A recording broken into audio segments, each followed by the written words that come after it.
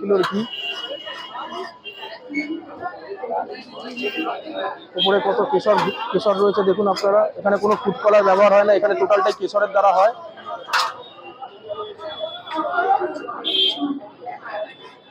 একটা সুন্দর অ্যারোমা পাচ্ছি।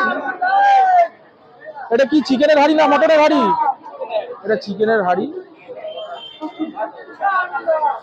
তা তোমাদের সেই বিখ্যাত ঘিটা ভালো তাহলে কি 1 কিলো তো?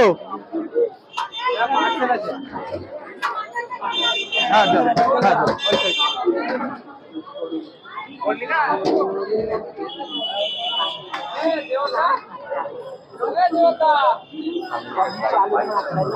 দেখুন এখানে আপনারা আনলিমিটেড রাইস যাচ্ছে এখানে, তার সাথে আলুও দিচ্ছে, আপনারা আলুও দিচ্ছে। দেখুন ওই বিখ্যাত 1 কিলো ঘি দিচ্ছে উজ্জ্বল দা।